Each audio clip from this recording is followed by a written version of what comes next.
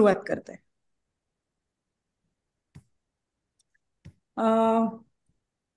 पित्त म्हणजे शरीर धारण करणारे तीन दोष आयुर्वेदामध्ये वर्णन केलेले आहे. वायू पित्त कफश्चेती त्रयोदोषा समासता. या तीन दोषांनी शरीराचं धारण होतं असं म्हटलेलं आहे. आधुनिक भाषेत आपण सांगायचं म्हटलं तर 3 लाईफ फोर्सेस आपण म्हणू शकतो की जे शरीराच्या सर्व गतिविधी चालवतात, याच्या माध्यमातून चालवल्या जातात. जसं वायू आहे हा मोबाईल फोर्स म्हटला गेलेला आहे. म्हणजे शरीरातल्या जेवढ्याही क्रिया आहेत त्या सगळ्या वायूच्या माध्यमातून केल्या जातात. त्यालाच म्हणजे मुख्य कर्ता नियंता सगळा वायूला म्हटलेला आहे. वायू पित्तम वायुना यत्र नियंते तत्र गच्छन्ति मेघवत. म्हणजे पित्त आणि कफ यांना पंगू म्हटलेलं आहे. ते स्वतःहून कुठे जाऊ शकत नाहीत शरीरामध्ये. त्यांना जिथे जिथे काम असेल तिथे तिथे वायू नेण्याचं काम करत असतो पित्ताला आणि कफाला. त्याच्यामुळे मूळ कार्यकारी शक्ती ही वाताची असते. त्याचे स्थान भेदाप्रमाणे प्रकार सांगितलेले आहेत. तसंच पित्त आपलं स्टर्नम म्हणजे छातीचं जे मधलं हाड आहे त्याची खालची बाजू आणि अंबाइलिकस म्हणजे नाभी याचा मधला जो भाग आहे हा सगळा पित्त निर्मितीचा भाग आहे. म्हणजे या भागात जे जे अवयव येतात ते सगळे पित्ताला कारणीभूत आहेत. पित्त म्हणजे मेटाबॉलिक फायर आपण असं म्हणू शकतो याला. म्हणजे पचन जे काही रूपांतरण आणि पचन हे दोन म्हणजे या माध्यमातून शरीराचं सगळं कार्य पित्ताच्या माध्यमातून केलं जात असतं. ते जिथे जिथे लागतं तिथे तिथे वायूच्या मदतीने ते जातं आणि आपलं काम करतं. मेन रूपांतरण आणि पचन ह्या दोन अत्यंत महत्वाच्या गोष्टी ज्या शरीराच्या प्रत्येक शरीर निर्मितीमध्ये जे काही काही क्रिया लागत असतात त्या सगळ्यामध्ये हे परिणमन ही अत्यंत महत्वाची क्रिया असते. ती पित्ताच्या माध्यमातून केली जाते. आणि त्याच्यानंतर कफ शरीर धारण करणार म्हणजे स्थूलता किंवा शरीराला एक आकार जो मिळतो तो कफामुळे मिळतो. सघनता किंवा स्ट्रेंथ आपण जी म्हणतो ती कफामुळे येत असते. तर असे हे वायू पित्त आणि कफ ह्या तीन दोष जे म्हटलेले आहे हे मूळ शरीर धारणाला आवश्यक असतात. आणि याच्यातही सूक्ष्म विचार जर केला तर म्हणजे प्रत्येक सृष्टीमध्ये सगळं जे बनलेलं आहे ते पंचमहाभूत भूतांपासून बनलेलं आहे. आपण आपलं शरीर पांचभौतिक आहे असं म्हणतो. तर ते कशा स्वरूपाचं? तर हा त्रिगुण विचार जो आहे वायू पित्त आणि कफ. तर वायूला रजगुणात्मक म्हटलेलं आहे, पित्ताला सत्वगुणात्मक म्हटलेलं आहे आणि कफाला तमगुणात्मक म्हटलेलं आहे. आणि हे त्रिगुण जे आहे याच आपण पंचभौतिक कॉन्फिगरेशन जर बघितलं तर रज वायू हा वायू आणि आकाश यांचं मिळून बनतो.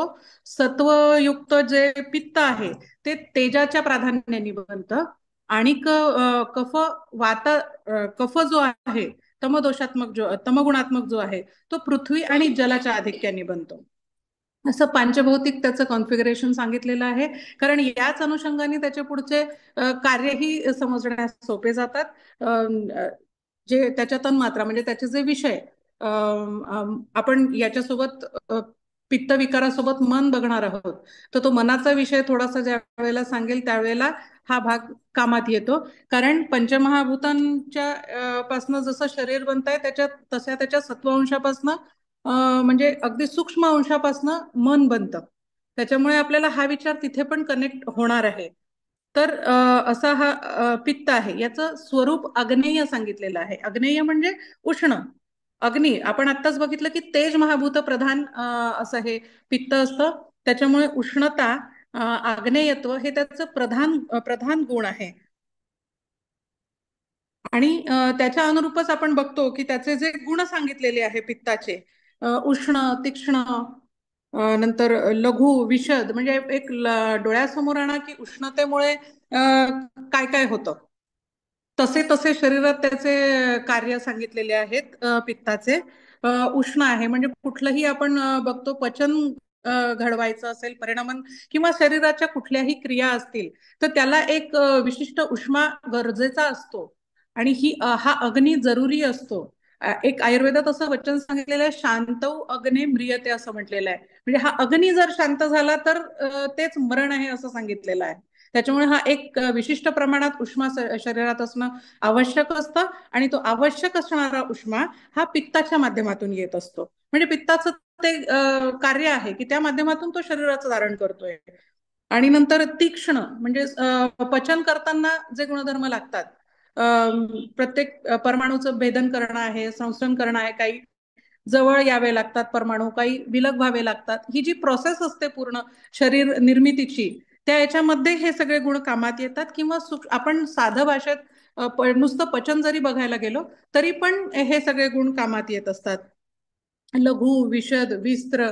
एक विस्त्र हे गंध सांगितलेला आहे पित्ताचा, पण तो जेव्हा मलिन असतो म्हणजे काही दोषयुक्त असतो, विकृत असतो, तेव्हा तो गंध येतो, अदरवाईज येत नाही. द्रव, स्निग्ध, रक्ताच्या अनुबंधाने पित्त असतं शरीरामध्ये, म्हणजे रक्तासोबत हे असतं आणि त्या सोबतच पित्ताची कार्य होत असतात शरीरामध्ये. त्याच्यामुळे हा द्रवगुण पण तिथे रक्तासोबत राहण्यासाठी त्याला उपयोगाचा असतो. स्निग्ध, स्निग्ध हा एक गुण सांगितलेला आहे. आपण स्वयंपाक करतो त्यावेळेलाही आपल्याला लक्षात येतं की पचन किंवा ते पदार्थ तयार होणे याच्यासाठी हे सगळे गुण जरुरी असतात. स्नेह म्हणून आपण तेल तूप वापरत असतो, तीक्ष्ण म्हणून आपण मोहरी वापरत असतो, जिरं वापरत असतो, किंवा असे जे काही एक उष्णता असते खालून विशिष्ट. अति उष्णता झाली तर आपलं स्वयंपाक करपणार असतो, कमी उष्णता झाली तर ते नीट शिजणार नसतं. ह्या सगळ्या क्रिया लक्षात घ्या, अशाच आपल्या शरीरात घडत असतात, आणि त्यासाठी हे सगळे पित्ताचे गुण उपयोगाचे असतात. आता याचा दोष केव्हा येतो आणि व्याधी हे प्राकृत स्वरूपात तिन्ही शरीरासाठी आवश्यक आहेत. वात असू द्या, पित्त असू द्या किंवा कफ असू द्या, हे प्राकृत स्वरूपातच असले, साम्यावस्थेत असले तर शरीरासाठी धारण करण्यासाठी आवश्यकच आहेत. यातला एकही नाही असं होऊ शकत नाही, कारण या तिन्हांच्या माध्यमातून शरीर धारण आहे. आपल्याला प्रॉब्लेम केव्हा येतो म्हणजे लक्ष केव्हा द्यायचं असतं याच्याकडे, जेव्हा हे अति प्रमाणात वाढतं किंवा अति प्रमाणात कमी होतं, त्यावेळेला ते त्रासदायक होतं किंवा कामाचं राहत नाही थोडक्यात. मग त्यावेळेला आपल्याला त्याची चिकित्सा करावी लागते. तर वाढल्यानंतर काय होतं, पित्ताचं कार्य काय काय आहे की स्थानाप्रमाणे पण सांगितलेलं आहे. जसं पाचक पित्त आहे, हे नाभी किंवा पचनासाठी जे वापरलं जातं त्याला आपण पाचक पित्त हे नाव दिलेलं आहे. नंतर रंजक पित्त, हे रंजक पित्त तुमचं अग्न्याशय पित्ताशय यांनी याच्या माध्यमात तून कार्य करत असतं, जेणेकरून त्याला एक विशिष्ट रंग दिला जातो. तो रंग विशिष्ट वर्ण तुमच्या त्वचेला पण येतो. तो पुढे भाजक पित्तासोबत पण काम करत असतो, जो त्वचेच्या ठिकाणी असतो. नंतर एक साधक पित्त असतं, जे हृदयाच्या ठिकाणी असतं, जे शुक्राचं ओजामध्ये म्हणजे शुक्र धातू, जी 7 धातू सांगितलेले आहे शरीराचे, आणि प्रत्येक धातूचा विशिष्ट अग्नी सांगितलेला आहे. म्हणजे प्रत्येक धातूची निर्मिती होत असताना त्या त्या धातूचा अग्नी काम करत असतो. 13 प्रकारचे अग्नी सांगितलेले आहेत. याच्या अनुषंगानेच हा विषय येणार आहे, पित्ताच्याच अनुषंगाने. कारण एक पाचक ऊर्जा ज्याला आपण म्हणतोय ती 13 पद्धतीने कार्य करते. एक जाठाराग्नी, 5 भूताग्नी आणि 7 धात्वाग्नी. अशा अशा पद्धतीने म्हणजे प्रत्येक धातूचं परिणमन होताना जो अग्नी लागतो तो तो तो धात्वाग्नी असा म्हणलेला आहे. तर हे साधक पित्त हृदयाच्या अनुषंगाने असतं, जिथे सगळ्यात शेवटचं जे शुक्र धातू तयार होतोय त्याला धारण करणे, आणि तो धारण झाला, तो धारण करणे हा मनाच्या अंतर्गत विषय येतो परत. आणि त्याचं धारण झाल्यानंतर त्या शुक्राचं ओजामध्ये रूपांतर करणं. ओज जो एक म्हटलेला आहे की जे पूर्ण शरीराला एक बल प्रदान करणार आहे, आणि एक मेधा धृती ही जी सगळी पुढची पुढची आहे, म्हणजे मेधावान असतो, स्मृतिवान असतो, धृतिवान असतो जो मनुष्य, त्याच्यामध्ये ओजाचं प्रमाण खूप चांगल्या प्रमाणात असतं असं म्हटलेलं आहे. तर त्या ओजाचं निर्मितीचं कार्य साधक पित्ताच्या माध्यमातून होत असतं. आलोचक पित्त, दर्शन दृष्टी जी आपल्याला दिसत असते ते नेत्रांच्या ठिकाणी असतं आलोचक पित्त, जे आपल्याला दृश्य दिसण्यासाठी मदत करत असतं. तर अशा प्रकारे हे प्रकारही स्थानभेदानुसार आणि कार्यानुसार त्याचे सांगितलेले आहेत पित्ताचे. आणि पित्ताचं वृद्धी म्हणजे अति प्रमाणात वाढलं तर काय होतं आणि कमी झालं तर काय होतं. तर हे वाढलं असताना नुकसानकारक आहे आणि कमी झालं असताना नुकसानकारक आहे. तर वाढलं असताना जसं पुरुष म्हणजे आपल्या मलाला म्हणजे 3 मल जे सांगितलेले आहे, पुरुष, मूत्र आणि स्वेद, या तिन्हींना पिवळेपणा येतो. नंतर डोळे सुद्धा पिवळे दिसायला लागतात. नंतर त्वचा सुद्धा पिवळी दिसायला लागते. हे सगळं जेव्हा अति प्रमाणात पित्त वाढतं त्यावेळेला रक्तामध्ये पण रक्तनाश पण होतो, कारण पित्त रक्ताच्या अनुबंधाने राहतं. त्याच्यामुळे रक्तनाश होतो आणि रक्ताचा मल अति प्रमाणात उत्पन्न व्हायला लागतो, जो आपल्याला या स्वरूपात दिसायला लागतो, पिवळेपणाच्या स्वरूपामध्ये. आणि याचं एक सगळ्यांना अगदी कॉमन माहित असलेला एक व्याधी म्हणजे जॉन्डिस, कामला, या स्वरूपात आपण त्याला बघू शकतो. हा एक एक्स्ट्रीम लेवलचा म्हणू आपण. त्याच्यामुळे सुरुवात जिथे होते तिथे आपण याला जर पकडू शकलो तर आपल्याला ही पुढची अवस्था येत नाही. तिथे पुढे मन काम करणार आहे. नंतर भूक लागते, अति भूक लागते जेव्हा खूप प्रमाणात पित्त वाढलेलं असतं. विकृत झालं की विकृत भूक लागते. विकृत म्हणजे खाल्लेलं असलं तरी भूक लागते, किंवा काहीच खाल्लेलं नाहीये तरी खूप वेळही भूक लागत नाही, असं एक विकृत त्याचं प्रमाण असतं. म्हणजे तो पित्त विकृत झालेला आहे हे त्याच्यावरून आपण समजू शकतो. अति तहान लागते, खूप पाणी प्यायची इच्छा होते, सतत काहीतरी थंड असावं, शीतकामिता म्हणतात त्याला. म्हणजे काहीतरी वाळ्याचं पाणी पिऊ दे, किंवा धणे जिऱ्याचं पाणी पिऊ दे, किंवा थंड याच्यात राहू दे, एसी लावू दे, कूलर लावू दे, लाईक दिस. म्हणजे काही कशाने तरी मला शांतता, थंडपणा वाटेल अशा क्रिया कराव्या, असं वाटतं. त्याला शीतकामिता म्हणतात.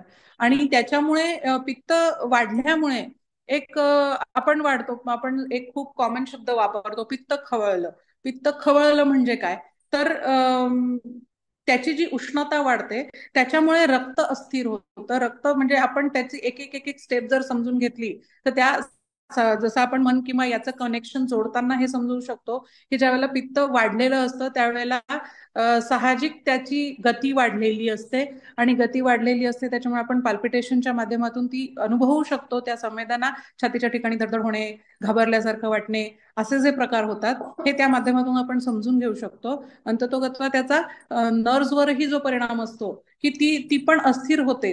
जो आपण सत्वावजय चिकित्सेच्या बाबतीत नेहमी जे म्हणतो की डिफॉल्ट मोड नेटवर्कवर जो अमायगडाला काम करतो,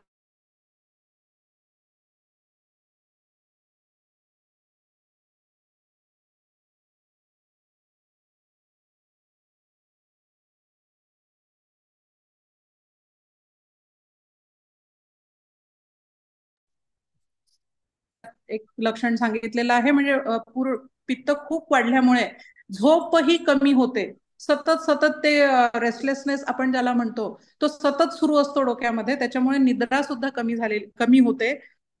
नंतर मघाशी जो साधक पित्ताचा विषय सांगितला त्या ठिकाणी जर ते विकृत झालं आणि त्याचं व्यवस्थित त्या ओजामध्ये जे रूपांतरण आहे ते झालं नाही, आणि ओज कमी झाला की तुमचे हे सगळे प्रॉब्लेम्स वाढतात. शेवट म्हणजे मूर्छा, चक्कर येणे, बेशुद्ध पडणे, इथपर्यंत सुद्धा ते लक्षणं देऊ शकतात. आहे विषय पित्ताचा, पण इतक्या एक्स्ट्रीम लेवलवर. आजच्या अजून याच्यात आज आपल्याला पित्त फक्त दोनच प्रकारांनी माहिती आहे. एक ऍसिडिटी, आणि दुसरं आपण काय म्हणतो त्याच्या अनुषंगाने येणारे पचनाचे विकार, या दोनच माध्यमातून माहिती आहे. पण त्याच्यामुळे येणारे बाकीचे मॅनिफेस्टेशन जे असतात ते लक्षातच येत नाही. मग धडधड वाढली म्हणजे ब्लड प्रेशर वाढतं. ब्लड प्रेशर वाढलं आणि पित्त विकृत झालं की रक्ताचा जो एक विशिष्ट एक कॉन्फिगरेशन असतं त्याचं, की त्याच्यात ती जी सगळी द्रव्य असतात रक्तामध्ये, फक्त एकच द्रव्य नाही आहे, त्याचं एक रक्ताचं कॉन्फिगरेशन आहे, त्याच्यात बाकीचे जे द्रव्य आहेत ते सगळे व्यवस्थितपणे मूव्ह झाले पाहिजे. याच्यासाठी त्याचं एक काय म्हणू आपण त्याला, म्हणजे एक टिपिकल तो किती पातळ असावा, किती घट्ट असावा, याचं जे एक प्रमाण असतं ते पित्ताच्या माध्यमातून नियंत्रित केल्या जात असतं. आणि हे जर विकृत झालं तर ते कुठेतरी चिकट व्हायला लागतं किंवा अति पातळ व्हायला लागतं. असे दोन्ही त्याचे गुणधर्म दिसतात. चिकट व्हायला लागलं ते म्हणजे त्याचं प्रमाण कमी झालं तर ते थोडस चिकट किंवा असं व्हायला लागतं की त्याच्यामध्ये आतले द्रव्य जे असतात, जे अपचित असतात, जे किडनीमध्ये जायच्या आधी, म्हणजे तिथे पण फिल्ट्रेशन होणार असतं पण तिकडे जाण्याच्या आधीच ते चिपकायला लागतात. मग आपण त्याला कोलेस्ट्रॉल असं नाव देतो. हे ना, म्हणजे विषय सोपा आहे, छोटा आहे, की ज्याला इथेच आपण पित्ताला जर व्यवस्थित कंट्रोल केलं तर ही पुढची कामच होणार नाही आहेत काही. पण एक ते लागलं मागे की लागलं, मग आयुष्यभर तुम्हाला ही गोळी घ्यायची आहे आणि त्याच्यात आम्ही आनंद मानायला लागतो, अशी एक अवस्था येते. त्याच्यामुळे इतक्या सोप्या याच्यावर जर आपण काम करू शकलो पित्तावर, तर आपण कितीतरी विषय अगदी बिना औषधाचे सोडवू शकतो. तर हे अति म्हणजे बलहानी जी सांगितलेली आहे, तिथे साधक पित्त मी जे म्हटलं आता मूर्छा वगैरे, तिथे मग ती मला ऊर्जाच नाही आहे, काही मी काहीच करू शकत नाही असं एक फिलिंग येतं. इंद्रिय दौर्बल्य येतात ते बलहानी झाल्यामुळे, म्हणजे विकनेस म्हणू आपण सोप्या भाषेमध्ये त्याला, की त्याच्यामुळे मग मला काहीच करायची इच्छा होत नाही, मला काही बघायचं नाहीये, मला काही बोलायचं नाहीये, मला काही खायचं नाहीये, अशा स्वरूपात. म्हणजे इंद्रियांचे जे विषय ते सगळे कुठलंच काही नको आहे, निस्तेजता येते एक प्रकारची. तर हे सगळं याच्यामुळे होतं. याच्यावर सोपे सोपे म्हणजे काय झालंय, पित्त वाढलाय, मग काय करायचं, पित्त कमी करणारे उपाय करायचे. कशा कशानी होतं हे, पित्त कशा कशानी वाढतं. सगळ्यात महत्वाचं तुमच्या जेवणाच्या वेळा. आजकाल जेवणाच्या वेळा सगळ्यांनी आपापल्या तपासा, आपण कसं जेवतोय, कुठे जेवतोय, किती जेवतोय. आणि झोपण्याच्या वेळा ह्या सुद्धा तुमच्या पित्त वाढण्याला आणि कमी होण्याला कारणीभूत असतात. हे बोलायला खूप असं छोटासा विषय वाटतो, पण तो खूप अफेक्ट करतोय आजच्या लाईफस्टाईलमध्ये, त्याच्यामुळे हे बोलणं खूप आवश्यक आहे. नंतर आपण पहिल्यांदा वृद्धी आणि क्षयाचं पाहून घेऊ. म्हणजे हे झाले वाढल्यामुळे, पित्त वाढल्यामुळे होणारे काही काही शरीरात होणारे लक्षण. तसंच क्षय झाल्यामुळे काय होतं, पित्ताचा क्षय झाला तर पित्ताचा क्षय झाल्यामुळे पचनशक्ती कमी होईल सगळ्यात पहिले. बरोबर आहे, अग्निमंद होऊन जातो, कारण पित्ताची गरमीच नाहीये तर त्याच्यात पचनाची शक्ती कुठून येणार. तर ती शक्ती कमी झाल्यामुळे अग्निमंद होतो. अग्निमंद झाल्यामुळे कितीतरी व्याधींचं कारण मंदाग्नी सांगितलेलं आहे. कारण आहार जो मेन शरीराचं पोषण करणार आहे, त्याचं पचनच जर नीट व्यवस्थित झालं नाही, तर ते अपचित अन्न काय काय शरीरात व्याधी उत्पन्न करतं, हा परत एक मोठा विषय आहे. त्याच्यामुळे हे एक महत्वाचं होतं. पित्ताचा क्षय झाल्यामुळे उष्णता कमी होते. आपण पहिलेच बघितलं की शरीराचे जे काही कार्य क्रियाकलाप असतात, त्याच्यासाठी एक विशिष्ट उष्मा जरुरी असतो, जो पित्ताच्या माध्यमातून शरीराला मिळत असतो. आणि हा जर कमी झाला तर मग शरीराचे जे काही क्रिया असतात, म्हणजे अगदी सेल्युलर लेवल पर्यंत आपण जाऊयात, तर तोपर्यंत म्हणजे वाढल्यामुळे पण आणि कमी झाल्यामुळे पण त्याच्यातली जी देवाणघेवाण असते, म्हणजे आहार रस आला आणि तो सेलपर्यंत पोहोचला, आपण सोप्या भाषेत कळलं पाहिजे म्हणून मी असं सांगतेय की त्या सेमी परमिएबल मेम्ब्रेन मधनं ही सगळी देवाणघेवाण चाललेली असते. आणि या उष्णतेच्या, वाढलेल्या उष्णतेचा सुद्धा त्याच्यावर परिणाम होतो आणि कमी झालेल्या उष्णतेचा सुद्धा परिणाम होतो. त्याच्यामुळे ती प्रोसेस सेल्युलर लेवल पर्यंत डिस्टर्ब होते आणि पुढचं सगळं मग एक एक एक एक विकन होत जातं. त्याच्यानंतर शीतता, बऱ्याचदा आपण असे बरेच लोक बघतो की त्यांची तळ हात एक्स्ट्रीमिटीज म्हणजे बोट, तळहात, तळपाय याला सतत घाम येत असतो, ते खूप थंड पडलेले असतात. असे आपण बरेच पेशंट बघतो, आपल्या आजूबाजूला असतात बरेच लोक. तर हे सुद्धा पित्त कमी झाल्याचं एक क्षण असतं. शरीरावरची एक आभा, म्हणजे जे मगाशी पित्ताचे जे प्रकार सांगितले ना मी, रंजक पित्त, ब्राजक पित्त वगैरे, ते एक शरीराला एक विशिष्ट वर्ण देत असतात, एक आभा देत असतात. आता आभा ही ना अशी दाखवताच येत नाही, ती बघितलं की सांगता येते की काय आहे ते दिसतं. तेज ज्याला म्हणतो आपण, एक कोणतीही व्यक्ती समोर आली की जो एक तेजस्वीपणा दिसतो, तो त्या पित्ताचा गुणधर्म असतो. ते किती साम्यावस्थेत, किती प्राकृत अवस्थेत आणि किती व्यवस्थितपणे कार्य करताय, हे आपल्याला त्याच्यावरून लक्षात येत असतं. तर हे कमी झाल्यामुळे ते शरीर निस्तेज पेल वाटायला लागतात, असे लोक ज्यांचं पित्त कमी झालेलं आहे. तर हे जे वाढणं आणि कमी होणं आहे, तर आता वाढल्याचे काय, तर आपले घरगुती उपाय आपण आत्ताच बघितले तसे, मोरावळा खाऊ शकता तुम्ही, किंवा तूप तूप वापरलं पाहिजे. कुठेतरी एक संकल्पना डोक्यात घालून दिलेली आहे सगळीकडे की तुपानी कोलेस्ट्रॉल होतं, त्याच्यामुळे लोकांचं अघोरीच म्हणेन मी, अघोरी प्रमाणात तूप तेल कमी झालेलं आहे. त्याच्यामुळे काही आवश्यक कामांसाठी जे तो स्निग्धपणा एक आवश्यक असतो, तो शरीराला मिळाला नाही की त्याचे विकृत परिणाम पण आपल्याला दिसत असतात. त्याच्यामुळे तूप एक कारण हा त्याच्या पुढचा विचार आहे. आधुनिक शास्त्रानुसार लोणी, हे आपण पण म्हणतो की लोणी पचायला कठीण आहे, पण तूप ही संकल्पना त्यांना माहितीच नाहीये. त्याच्यामुळे लोण्यावर संस्कार, अग्नीचा संस्कार करून आपण तूप बनवतो आणि ते खूपच उच्च दर्जाचं आणि खूप उपकारक असतं आपल्या शरीरासाठी. आणि सगळ्यात महत्वाचा पित्तशमन हा त्याचा गुण आहे. आपल्या आहारामध्ये, विशेषतः आपल्या महाराष्ट्रीयन जे ताट असतं, त्याच्यामध्ये जे सगळं आहे ते एकदम उत्तम स्वरूपाचं आहे. आणि सगळ्यात पहिला वरण भात साजूक तूप हे जे असतं हे त्याच्याचसाठी आहे की रात्रभर जे पचन झालेलं आहे रात्री जेवलेल्या अन्नाचं, त्याच्यानंतर जे विअर अँड टिअर झालेलं आहे, कुठे ओरखडे येतात त्या आमाशयाच्या याच्यावर, भिंतींवर, त्याला कुठेतरी उपलेपन किंवा कुठेतरी मलमपट्टी करण्याचं काम हे तूप करत असतं. आणि सगळ्यात महत्वाचं पित्ताचं शमन. त्याला शांत म्हणजे पूर्णपणे बंद करायचं नसतं, कारण अग्नी हा पाहिजे पण आहे पचनासाठी, पण त्याचं अगदी एक्स्ट्रीम जी लेवल असते ती प्राकृत लेवलला आणण्याचं काम तूप करत असतं. त्याच्यामुळे आहारात तूप असणं, देशी गाईचं असणं हे अत्यंत आवश्यक आहे. त्याच्यानंतर दुधाचा वापर आपण करू शकतो, पण दूध आजकाल जसं सांगतात की फ्रीजर मधलं दूध प्यावं पित्त वाढलं की, ते मुळीच करू नये. कारण फ्रीजर किंवा फ्रीजमध्ये ज्याही गोष्टी आपण ठेवतो त्या आर्टिफिशियली हिटेड असतात, म्हणजे आर्टिफिशियल त्याच्या मागे हीट असते. फ्रीजच्या साईड्सला हात लावून बघा, ते गरम असतं. त्याच्यामुळे त्या थंडपणाच्या मागे कुठेतरी उष्णता आहे. त्याच्यामुळे अल्टिमेटली ते उष्णताच वाढवत असतं. आणि त्याच्यामुळे तो वापर करायचा नाही. रूम टेम्परेचरला तापवून थंड केलेलं किंवा गरमच, दुधाचे पदार्थ कायम गरमच पिले पाहिजेत असं मी सांगत असते.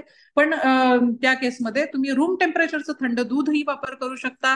मोरावळा, जिरं चघळून खाऊ शकता. हे प्रायमरी उपाय आहेत. व्याधी होतील तो नंतर मग चिकित्सेचा विषय येतो, पण हे प्रायमरी आहे की असं घरी आपल्याला आता काहीतरी खाण्यात आलं. आता हा परत आहाराचा मोठा विषय पित्ताच्या बाबतीत, की मी मगाशी एक पहिलं सगळ्यात महत्वाचं सांगितलं की वेळा, जेवणाच्या वेळा. सकाळी आणि रात्री, म्हणजे कुठलाही प्राणी बघा तुम्हाला संध्याकाळी सूर्यास्तानंतर खाताना दिसणार नाही.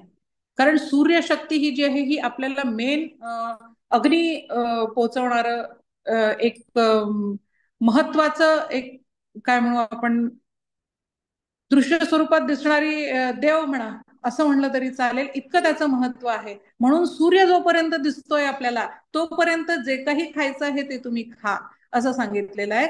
तर ते व्यवस्थित पचतं, कारण त्याच्यानंतर तेवढा वेळ मोकळा मिळतो. नुसतं एवढं जरी तत्व पाळलत ना तरी तुमचं पित्त प्राकृत राहायला खूप मदत होते.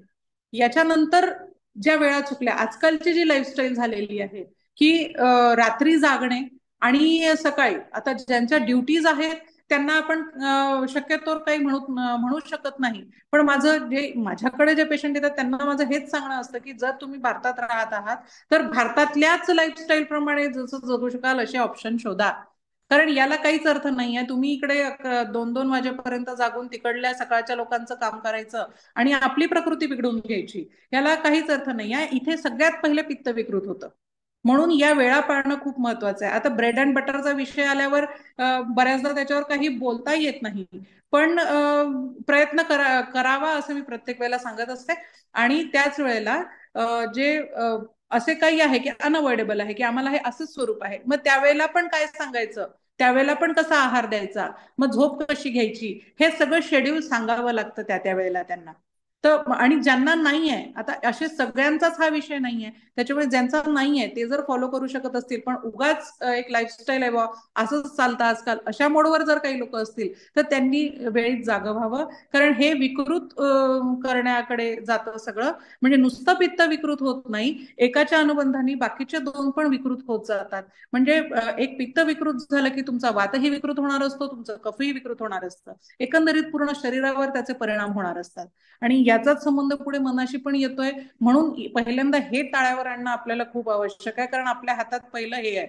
कारण आहाराच्या सूक्ष्मांशाने मन बनतंय, स्थूलांशाने पुरुष बनतोय म्हणजे मल बनतोय, मध्यम त्याचा मध्यम अंशाने मांस बनतंय, आणि आहार रसाचा जो सूक्ष्म बाब आहे त्यांनी मन बनतंय. त्याच्यामुळेच आपण काय खातोय केव्हा खातोय हे खूप महत्वाचं आहे. आहार प्रशस्ती सांगितलेली आहे सगळीकडे, अध्यात्मातही सांगितलेली आहे आणि रुटीन जीवनातही सांगितलेली आहे. त्याच्यामुळे त्याच्यावर काम करणं खूप गरजेचं आहे. आयुर्वेदामध्ये जे आहाराच्या बाबतीत सांगितलंय, चौरस्त्यावर खाऊ नये, खाताना बोलू नये, वगैरे वगैरे, जे सगळं सांगितलेलं आहे, आज आपण चौरस्त्यावरच खात असतो सकाळ संध्याकाळ. याचं कुठेतरी एक विचार झाला पाहिजे.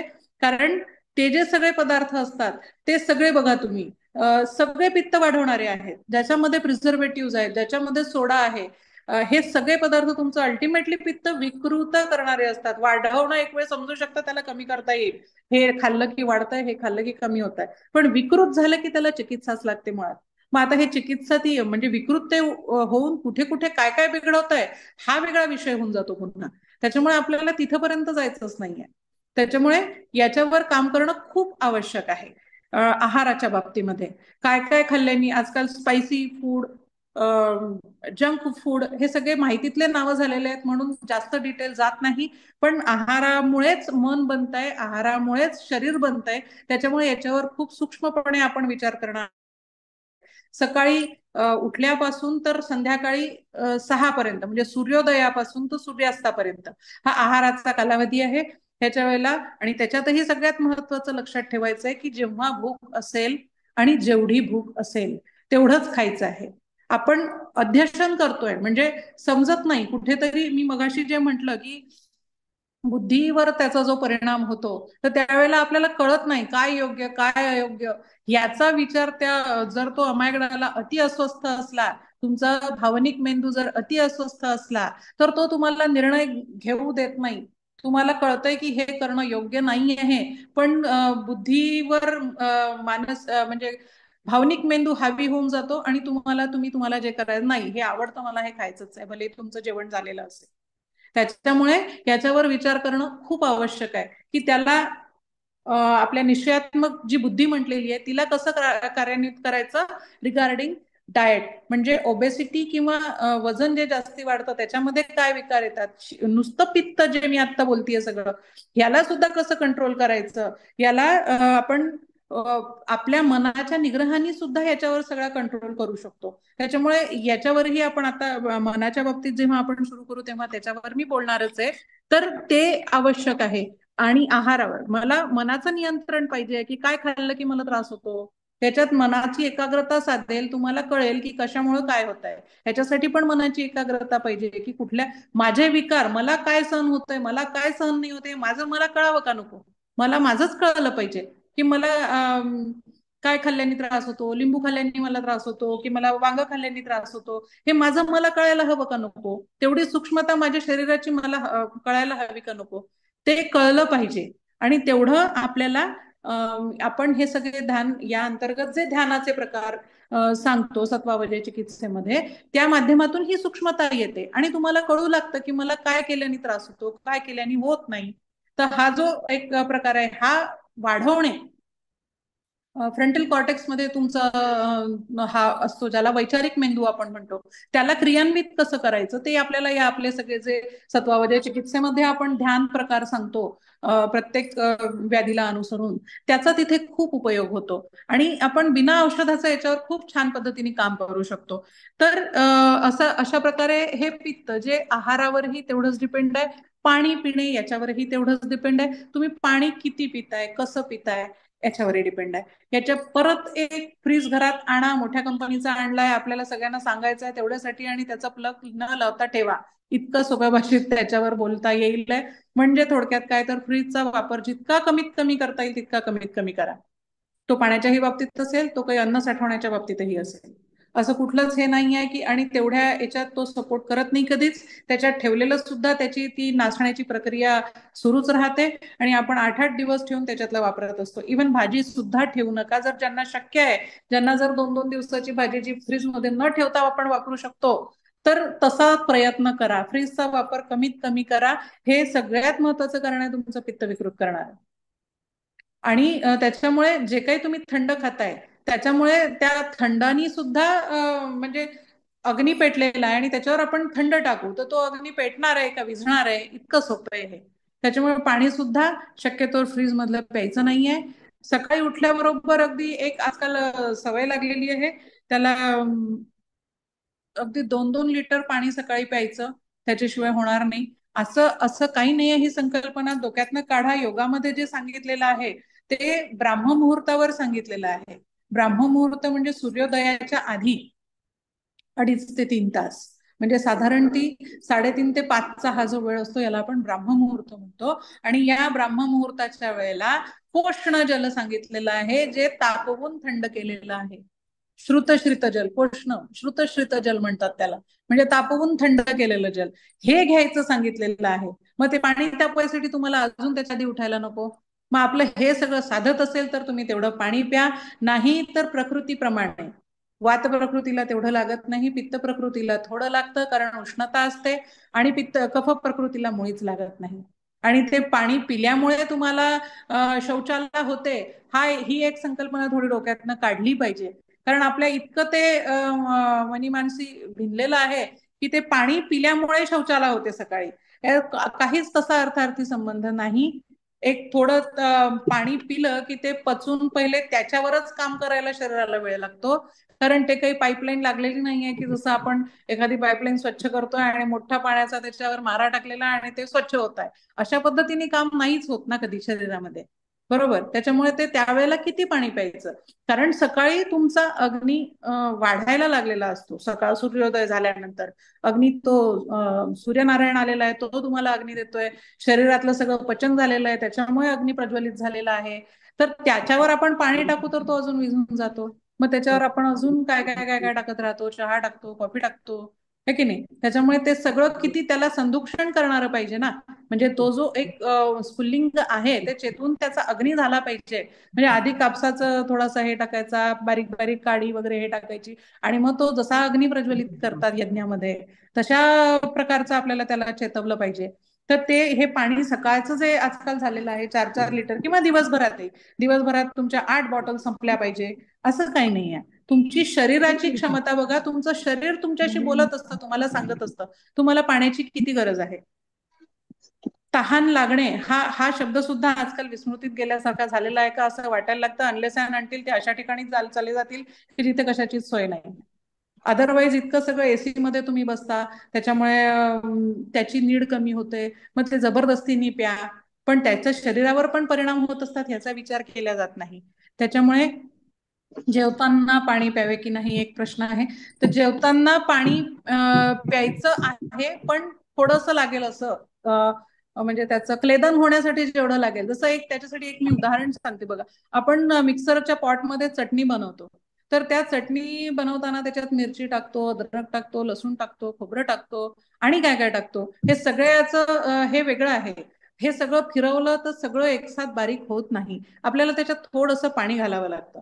असं तुमचा आमाशय समजा की तो एक मिक्सरचा पॉट आहे, त्याच्यात आपण सगळंच खातोय, काही कडक वस्तू खातोय, काही पाणी पितोय, काही अजून सेमी सॉलिड सेमी लिक्विड असं सगळ्या प्रकारचं अन्न जात आहे. आणि मग त्याचं ते जे तो जो पॉट त्याच्यातलं अन्न चर्निंग होणं त्याच्यासाठी जेवढी जरूरत आहे तेवढं आपलं वरणात पण पाणी जातंय. वरण आपण असतं आपल्या जेवणामध्ये, ताक असतं, या स्वरूपात पण पाण्याचा कंटेंट जातोय. त्या अनुषंगाने किती पाणी लागणार आहे, एवढंच पाणी प्यायचं आहे. खूप जास्ती पाणी प्यायचं नाहीये. आणि मग ते झाल्यानंतर ज्या वेळेला सगळं झालं, 1 तासभर लागतो इकडलं सगळं डायजेस्ट होऊन पुढे जायला. त्या तासाभरानंतर मग तुम्हाला मग आपलं मिक्सरचं पॉट स्वच्छ धुवून ठेवायचं आहे. मग त्यावेळेला जेवण झाल्यानंतर 1 ते 1.5 तासांनी तुम्हाला पाहिजे तेवढं पाणी प्या. त्यावेळेला मग ते आमाशय पण स्वच्छ होतं, त्याच्यात काही राहिलेलं असेल ते पण निघून जातं, आणि पोट स्वच्छ होतं पुढच्या ग्रहणासाठी. तर त्यामुळे काय करायचं की हे पाण्याचे नियम सुद्धा पित्तासाठी खूप कारणीभूत असतात. तर त्याच्याबद्दल पण भान ठेवणं, लक्ष ठेवणं खूप आवश्यक आहे.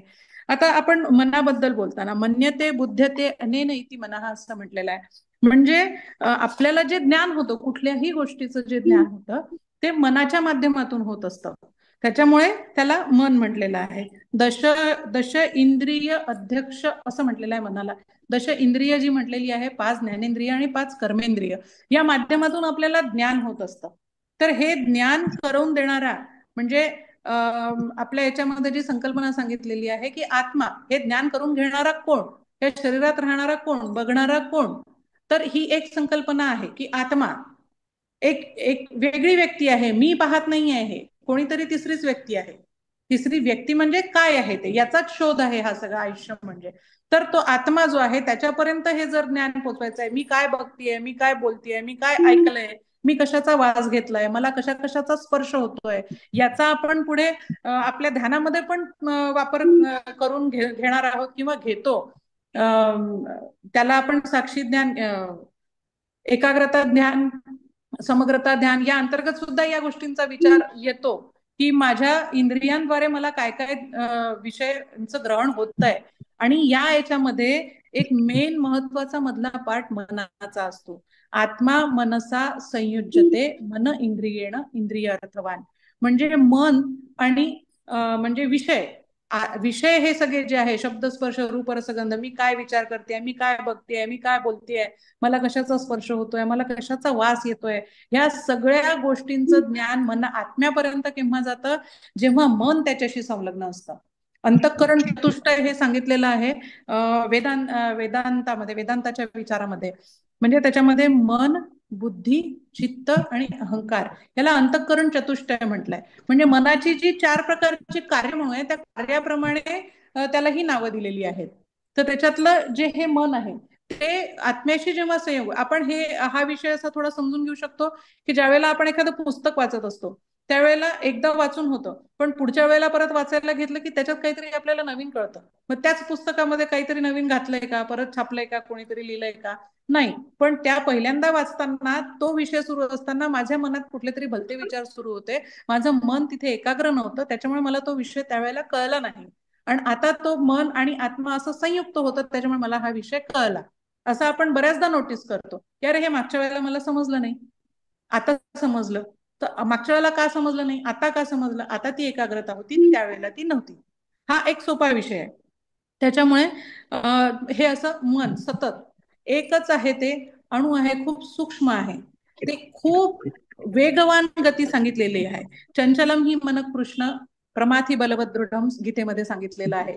अति चंचल आहे आणि त्याला बांधणं खूप दुष्कर आहे. म्हणजे त्याला एका ठिकाणी एकाग्र करणं खूप दुष्कर आहे, हे स्वतः भगवंतांनी मान्य केलेलं आहे. पण भगवंतांनी त्याच्यावरचे 2 उपाय पण सांगितलेले आहेत. त्याच्यावर त्यांनी म्हटलंय, अभ्यासेन तू कौंतेय वैराग्येण च गुह्यते. अभ्यासानी आणि वैराग्यानी ह्याच्यावर आपल्याला विजय प्राप्त करता येतो. विजय म्हणजे काय, त्याला आपल्याला कह्यात आणता येतं मनाला. हे आपण आता पुन्हा सत्वावजय चिकित्सेमध्ये वापर करताना आपण याच्याच तंत्राचा वापर, अभ्यास रोज करावा लागेल. सतत ध्यान सांगितलेले आहे, 4 गोष्टी ध्यानाच्या सांगितलेल्या आहेत, तर या मला नियमाने केल्या पाहिजे. जसं दर सोमवारी किंवा घेतात आठवण करून द्यायसाठी सर, पण ते बाकीचे सोमवार ते शनिवार आपण केलं पाहिजे, हे आवश्यक आहे. त्याला अभ्यास म्हणतो, सततम ध्यासम इति अभ्यासम म्हणतो आपण. त्याचा सतत ध्यास घेतला पाहिजे की हे या वेळेला मी करीनच, झालंच पाहिजे. आणि हे असं केलं कुठल्याही बाबतीत, म्हणजे मनाचे जे विषय आहेत, मनाचा प्रामुख्याने विषय आयुर्वेदापेक्षा म्हणजे वेदांतामध्ये आपण म्हणू तर पातंजल योगामध्ये याचा खूप विस्ताराने विषय येतो. म्हणजे ज्या काही चित्ताच्या वृत्ती म्हटलेल्या आहेत, म्हणजे जे विषय शब्द स्पर्श रूप रस गंधाच्या माध्यमातून जे विषय मन आत्म्यापर्यंत पोहोचवतं, म्हणजे त्या वृत्तीच्या स्वरूपात मन आपलं कार्य करत असतं. याला चित्तवृत्ती असं म्हणतात. तर या चित्तवृत्तीचा निरोध म्हणजे त्याचे विषय, आपलं मन सतत बाहेर धावत आहे, त्याला ते धावणं, त्या विषयांकडे धावणं त्याचं बंद करणे, हा निरोध, योग चित्तवृत्ती निरोध असं म्हटलेलं आहे. म्हणजे या चित्तवृत्तींचा निरोध केला तर मन तुमच्या ताब्यात येऊ शकतं, हे योगाने सांगितलेलं आहे. त्याच्यामुळे हा विषय त्या ठिकाणी खूप महत्वाचा होतो. जेव्हा आपण पित्ताचा आणि मनाचा काय संबंध त्या संदर्भात जेव्हा आता आपण त्याचं एकत्रीकरण करू, की त्या माध्यमातून सत्वावजय चिकित्सेच्या माध्यमातून पित्तामुळे होणारे जे विकार आहेत, जे मनाला डिस्टर्ब करणार आहेत, ते करताना आपण याच्यात सांगणार आहोत. मी आता जे अंतःकरण चतुष्टय म्हटलं, ते मन, बुद्धी, चित्त आणि अहंकार. मन म्हणजे संकल्प विकल्पात्मिका मना हा म्हटलेला आहे. म्हणजे हे करू का करू नको, संकल्प विकल्प, आता करू का नको करू, असं जो एक सतत दोलायमान अवस्था असते ती मनाची असते. त्यात असं जेव्हा असतं तेव्हा मन हे कार्य करत असतं. निश्चयात्मिका बुद्धी म्हटलेलं आहे, नाही नाही मला हेच करायला पाहिजे, असा जेव्हा आपला निश्चय होतो तेव्हा बुद्धी कार्य करत असते. नंतर चित्त, बुद्धीने निर्णय घेतलाय हे असं असं करायचंय, पण चित्त थोडा वेळ घेतं, नाही थोडा मला विचार करू दे, सांगोपांग विचार करू दे, त्याचं चिंतन मनन करू दे की हे असं केलं तर काय होईल, तसं केलं तर काय होईल, हे असं जेव्हा चिंतन चाललेलं असतं सगळं, त्यावेळेला ते चित्त असतं. आणि अहंकार म्हणजे प्रत्यक्ष कृती, की आता हा सगळा असा असा विचार झालेला, आता ही मी कृती करणार, हे कोण करतं, हा अहंकार करतो. म्हणजे जो मी आहे तो, म्हणजे हे असं या 4 माध्यमातून हे मन काय, म्हणजे याला अंतःकरण चतुष्टय म्हटलेलं आहे. तर अशा पद्धतीने हे काम करत असतं. म्हणजे जसं म्हटलेलं अष्टधा प्रकृती, संत साहित्यामध्ये पण याचं विवेचन येतं. पंचभूते आणि त्रिगुण ऐसी अष्टधा प्रकृती जाणं. म्हणजे यांच्या माध्यमातून आपली प्रकृती बनलेली असते. त्या त्रिगुणांच्या माध्यमातून पंचमहाभूतांच्या सूक्ष्म अंशांनी मनाची निर्मिती, हा सगळा विषय म्हणून मी मगाशी सांगताना बोलले की याचा आपल्याला इकडे उपयोग होणार आहे. तर जसं सत्व आपण म्हटलेलं आहे की म्हणजे सत्व हा गुण सांगितलेला आहे मनाचा, आणि रज आणि तम हे दोष सांगितलेले आहे. म्हणजे जे काही होतं जे सत्व, म्हणून सत्वावजय म्हणजे सत्वगुण वाढवणे ही चिकित्सा आपण का म्हणतोय, कारण सत्वगुण वाढलेला असेल तर हे दोष कमी होतात. दोष म्हणजे त्रास कमी होतात, म्हणजे सोप्या याच्यात सांगायचं झालं तर.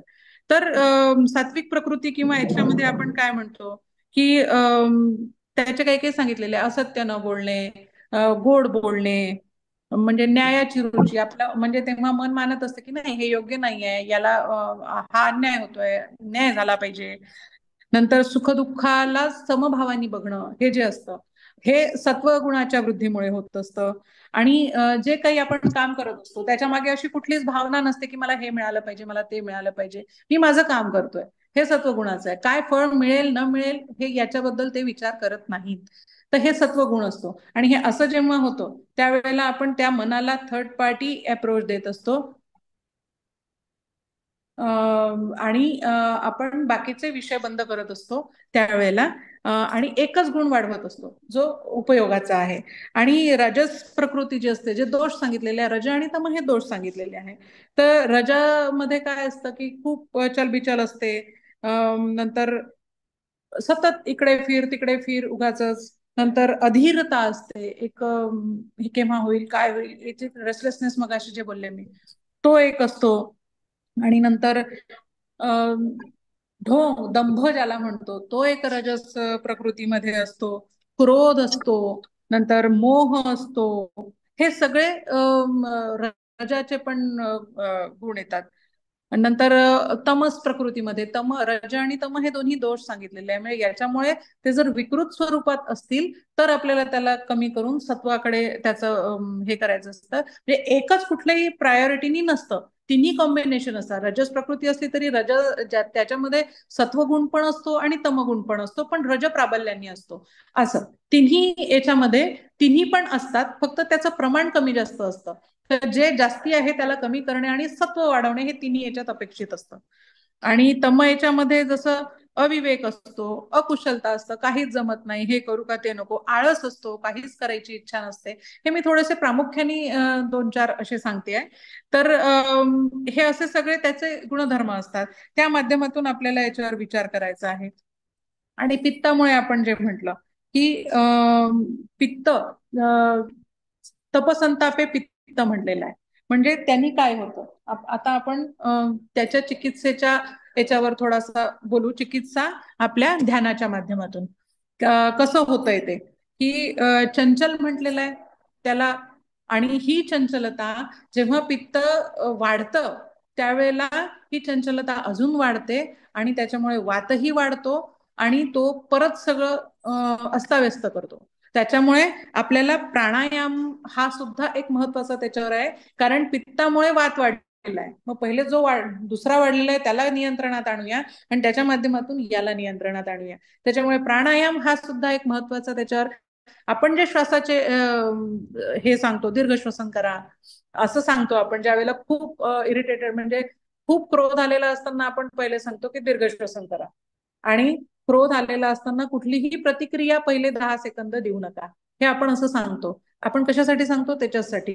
श्वसन आपण दीर्घ श्वसन केलं की ती जी रक्ताची तीव्रता किंवा रक्ताची जी गती वाढलेली असते ती कुठेतरी कमी होते दीर्घ श्वसनामुळे.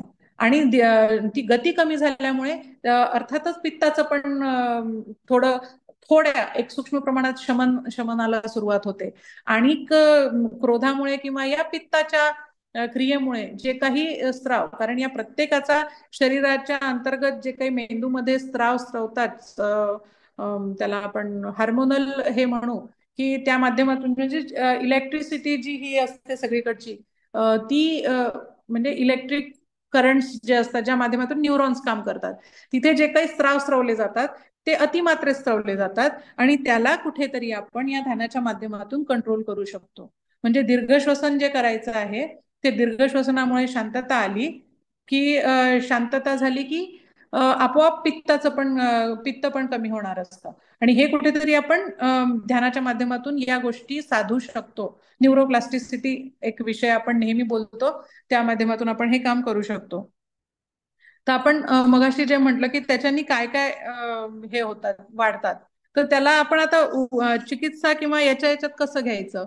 तर जसं मी आता फक्त क्रोधाच्या बाबतीत बोलले, कारण पित्त खवळलं आणि त्या माध्यमातून क्रोध, म्हणजे क्रोधामुळे पित्त खवळलं हे आपण सोप्या भाषेत समजू शकतो, म्हणून याच्यावर प्रामुख्याने बोलते.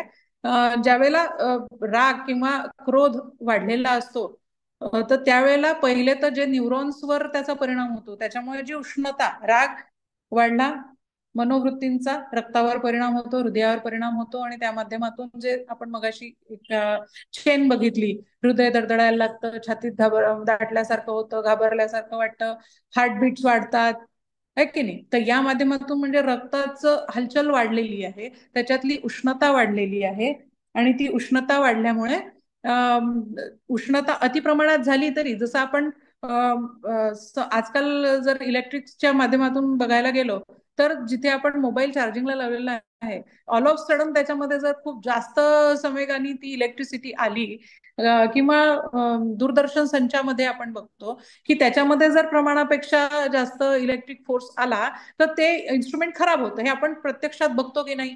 तशाच पद्धतीचं हे आहे की या उष्णतेमुळे जर तिथे जो काही नर्व्स मध्ये परिणाम होतो, तो कुठेतरी असे इफेक्ट्स देत असतो.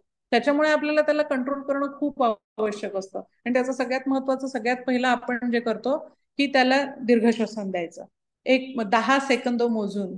कारण जो काही हे इम्पल्सेस क्रिएट झालेले असतात, जे काही स्त्राव स्रवलेले असतात यामुळे मेंदूमध्ये, ते आपोआप 10 ते 12 सेकंदानंतर आपोआप तसे शांत होतात, जर आपण काही प्रतिक्रिया दिली नाही तर. म्हणून कुठलीही प्रतिक्रिया न देणे हे सगळ्यात महत्वाचं काम. पहिले शांत राहणे, पहिले 10 सेकंद, म्हणून पहिले लोक सांगायचे, जुने लोक, की राग आला की उलटे पाढे म्हणा, किंवा नामस्मरण करा, कुठल्या तरी आलंबनावर 10 सेकंद लक्ष केंद्रित करा. हे असं जे पहिलं सांगितलं जायचं, त्याच्या मागे हे शास्त्रशुद्ध तत्वज्ञान होतं, की त्या माध्यमातून जो काही स्त्राव स्रवलेला आहे तो थोडा सेटल होतो, आणि देन आफ्टर तुमचा 10 सेकंद मिळतात तुमच्या वैचारिक मेंदूला क्रियान्वित व्हायला, आणि त्याचं क्रियान्वयन वाढवणं हीच आपली चिकित्सा असते मुळात. ध्यानाच्या माध्यमातून आपण जे करतो, म्हणजे काय करणं योग्य आहे, काय करणं अयोग्य आहे. मला राग आलेला आहे, तर मी आता हे काहीतरी उचलून घेऊन फेकून मारणे हे योग्य आहे का, की अयोग्य आहे. हे मी तो 10 सेकंदाचा जर वेळ घेतला नाही आणि त्याच्या आधी प्रतिक्रिया दिली, तर काहीतरी चुकीची प्रतिक्रिया जाईल, म्हणजे कोणाचं तरी काहीतरी नुकसान होईल, मी कोणाला तरी हर्ट करीन. पण हा 10 सेकंद जर मी वेळ घेतला, तर तो वैचारिक मेंदू तेवढ्या वेळात कामाला लागू शकतो, आणि मग तो तुम्हाला सांगतो मेंदू की नाही, अरे बाबा असं करू नको, शांत राहा. है की नाही. ही एक प्रोसेसला तेवढा वेळ मिळतो, तो आपण दिला पाहिजे.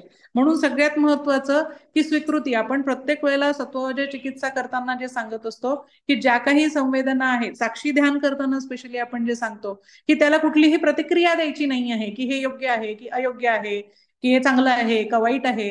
की असं जी काही भावना आलेली असेल, मला राग आलेला आहे, मला खूप चीड येते आहे, मला खूप लोभ वाटतोय, मला खूप असूया वाटते, हे सगळ्या ज्या काही मनाचे संवेग असतात, आवेग असतात, याचा त्या क्षणाला काही क्षणासाठी स्वीकार करायचा आहे. काही क्षणासाठी म्हणजे तेवढा तो साक्षीभाव तेवढ्याचसाठी डेव्हलप करायचा आहे, की त्याच्यानंतर मग तुमचा भावनिक मेंदू शांत होतो जरा, जो अननोईंगली रिस्पॉन्ड करतोय, जो त्याचा बाय डिफॉल्ट काम आहे त्याचं, की हे असं असं आलं की असं असं करायचं, असं जे ठरलेलं आहे. फ्लाईट अँड रन वाली जी त्या पाषाणयुगीन कालापासूनचा जो मेंदू निगेटिव्ह बायस झालेला आहे, त्याच्यामुळे ही अवस्था आहे.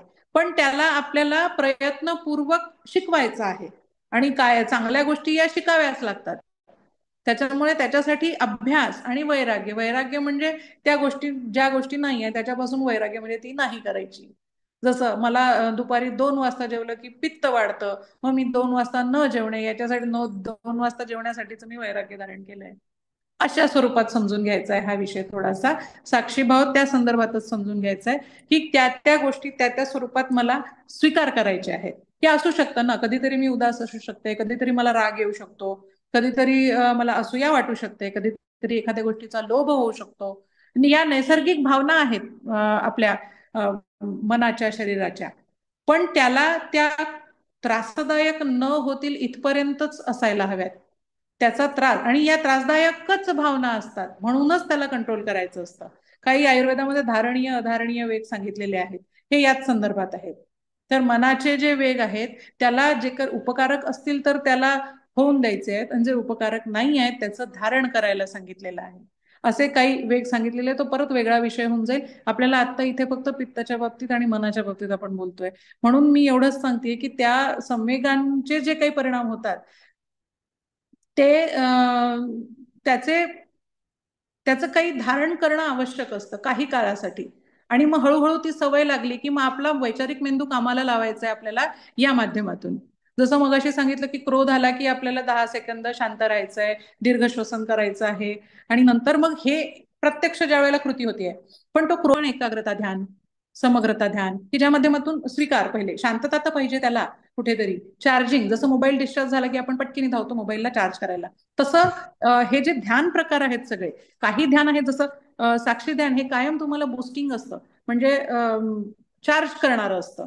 करुणा ध्यान आहे, एकाग्रता ध्यान आहे, समग्रता ध्यान आहे, या सगळ्यांचा आपण पिरियॉडिक सतत त्याचा वापर करत राहिला पाहिजे. त्या माध्यमातून आपण शरीराला त्या त्या सवयी लावतो. करुणा ध्यान करतो आपण, ती करुणा ही भावना मनामध्ये धारण करतो, त्या माध्यमातून तो सत्व गुण सांगितलेला आहे. त्या माध्यमातून सत्व गुण तुमचा वाढला की तुम्ही हे जे असे त्रासदायक येतात त्याला कंट्रोल करायची पॉवर येते तुमच्यामध्ये, हे चार्जिंग केल्यामुळे. म्हणून हे सतत ध्यान केले पाहिजे. आणि सगळ्यात महत्वाचं याच्यातलं साक्षी ध्यान सांगितलेलं आहे, की ज्या ही वाईट आहे, ही चांगली आहे, अशी कुठलीच त्याला प्रतिक्रिया न देता त्याचा स्वीकार करणे. तर ह्याची सुरुवात आपण 2 मिनिटापासून करू शकतो. रोज 2 मिनिटापासून सुरू करा, हळूहळू ती वेळ वेळ वाढवा. म्हणजे याचा एकदा अभ्यास झाला की तुमच्यामध्ये एक थर्ड पार्टी अप्रोच येतो, म्हणजे विचारांची जी हे वाढते, गती वाढते मेंदूमध्ये, आणि जी त्रासदायक होते.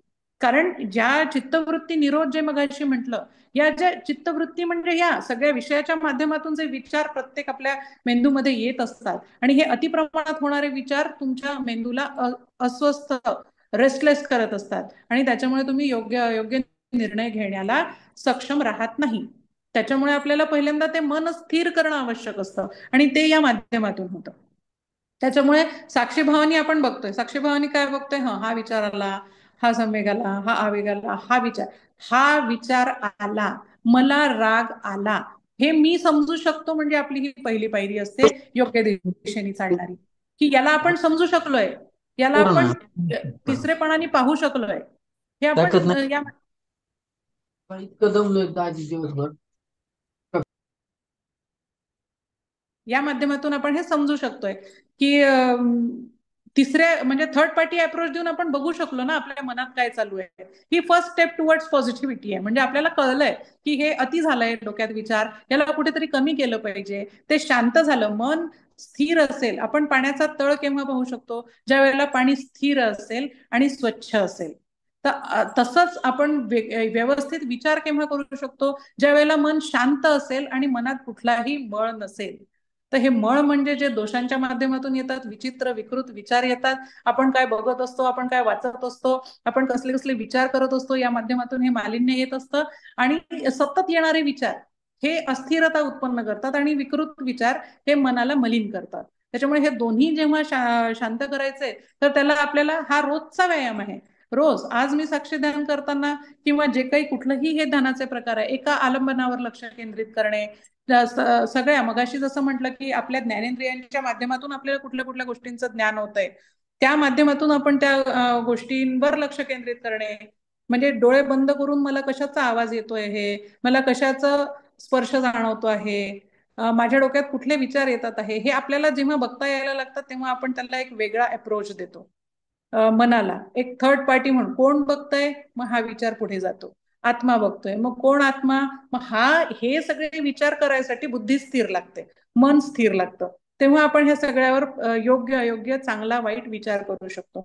त्याच्यामुळे मन शांत करायसाठी आपल्याला या सगळ्या ध्यान प्रकारांचा नियमित वापर करायचा आहे.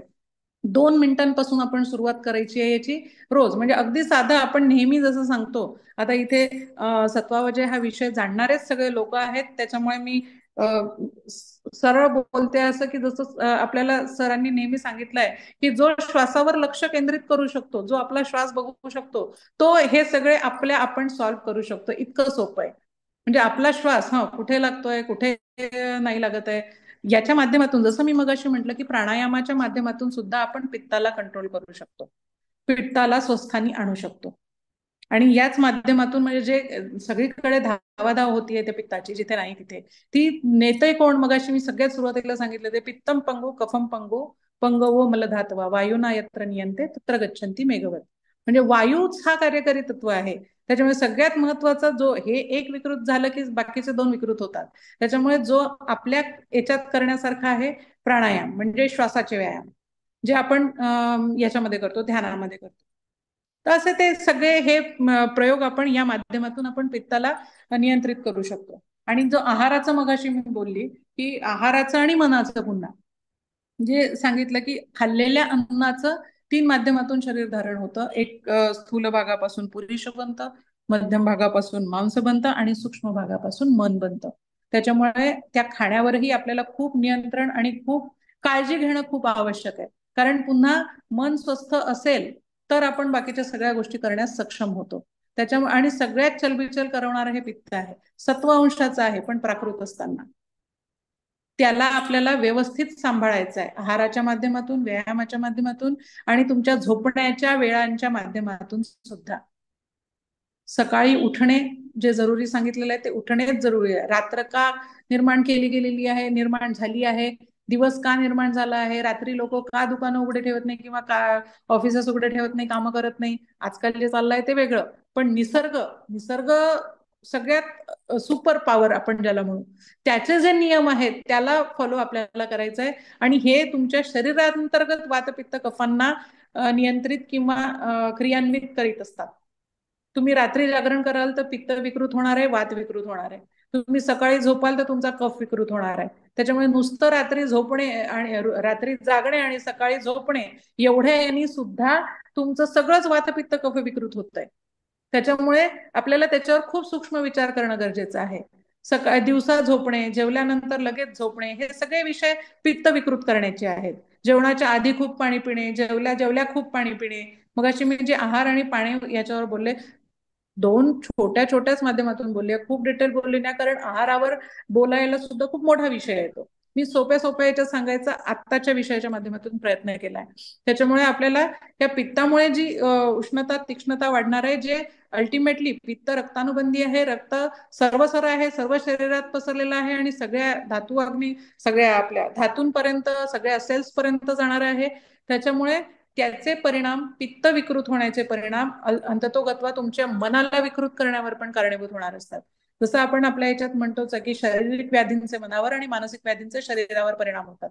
त्याच्यामुळे सतत सतत तुमचं मन उदास असेल तर तिकडे तुमचा तमगुण वाढणार असतो आणि तमगुण वाढल्यामुळे बाकीचं जे कफपित्तावर परिणाम आहे, पहिले जे मी कॉन्फिगरेशन सांगितलं होतं की वात कशामुळे बनतोय, पित्त कशामुळे बनतंय, कफ कशामुळे बनतोय, तर या मनाच्या विकृतींचा सुद्धा अल्टिमेटली त्या शरीराच्या शरीर भावांवर परिणाम होणार असतो. म्हणून हा एकत्रित विचार खूप जरुरी असतो आणि जो आपल्या शास्त्रामध्ये, भारतीय संस्कृतीमध्ये खूप सूक्ष्मपणे केला गेलेला आहे. त्याच्यामुळे त्याला फक्त बाबा वाक्यांप्रमाणे एवढ्या स्वरूपात जरी आपण फॉलो करत गेलो तरी आपलं काम खूप सोपं होतं. प्रत्येकाची चिकित्सा करणे, काच जगायचं नाही, काच झोपायचं, असंच जर करत बसलो तर आपल्याला त्रास भोगणार.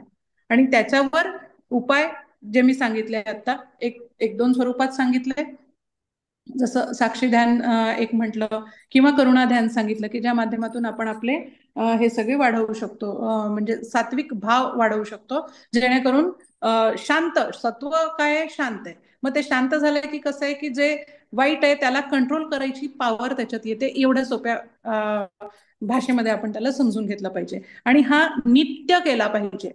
जो ध्यानाचा आपण चिकित्सा सांगतो, हे सगळे नित्य रोज केले पाहिजे तर त्याचा परिणाम होतो. अभ्यासाने एक दिवस करून त्याचे परिणाम आपल्याला दिसणार नाहीयेत. एका दिवसात तर समजतच नाहीये काय चाललंय. आज तुम्ही बसलात, साक्षी भावानी बघा, काय बघा काहीच कळत नाही. ते रोज तुम्ही बघाल तेव्हा तुम्हाला लक्षात येईल की साक्षी भावानी बघणं म्हणजे काय आहे. त्याच्यामुळे याचं सतत अभ्यास हा जरुरी आहे. या माध्यमातून आपण हा विषय पित्ताचा आणि मनाचा समजून घेतला पाहिजे. कारण सत्व गुणयुक्त पित्त असल्यामुळे ते आपल्या मनासाठी खूप उपकारक आहे, पण जर ते प्राकृत असेल तर, ते विकृत होत असेल तर ते अल्टिमेटली मनाला पण विकृत करणार आहे. आणि आपला चिकित्सेचा मूळ विषय मन आहे. म्हणजे सत्वावजय चिकित्सा ही मनाच्या माध्यमातूनच आपण करत असतो. मनाला शांत करणे हा त्याचा प्रारंभ आहे. म्हणजे इथून आपण त्याला सुरुवात करणार असतो. त्याच्यामुळे या माध्यमातून हे दोन्ही समजून घेणं खूप आवश्यक आहे. तर माझ्या अल्पमतीप्रमाणे मी विषय मांडायचा प्रयत्न केला. मॅडम काही प्रश्न सरांना. आलेले आहेत ते मी वाचून हा. दाखवू का? प्रश्न आलेले आहेत काही हा सर. चॅट मध्ये. हा. हा, तर विचारांची वारंवारता कोणत्या दोषामुळे होते?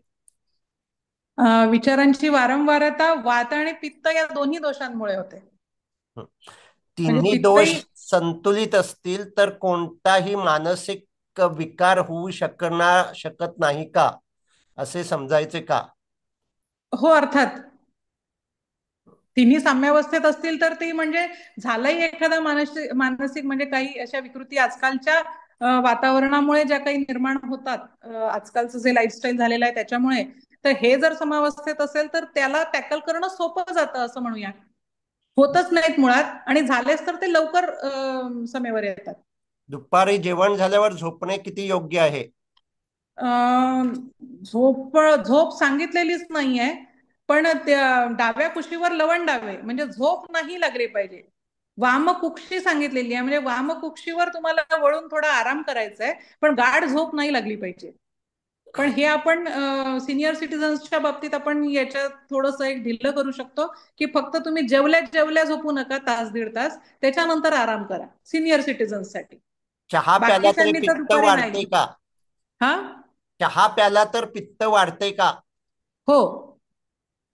जेवताना पाणी प्यावे की नाही? किती वेळाने प्यावे?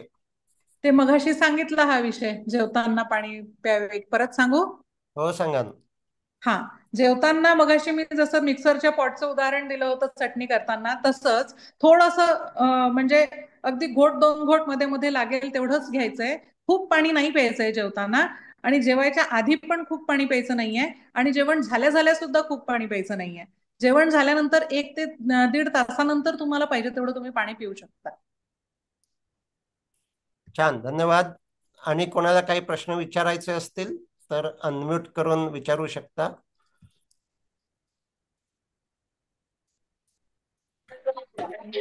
हॅलो. हा, बोला. सर, मी श्रीकांत बोलतोय. हा, विचारा. तर मला आता डिप्रेशनचा त्रास आहे. तुमच्याकडून जे ट्रीटमेंट चालू आहे त्याचा आणि ऍसिडिटीचा कितपत संबंध आहे? कारण मला वारंवार ऍसिडिटी होते, छातीत धडधड ऍसिडिटीमुळे, आणि पोट साफ न होणं हा आजार कंटिन्यू आहे मला. बरोबर आहे. त्याचा आणि तुमचं जे डिप्रेशन आहे त्याचा संबंध आहेच सर.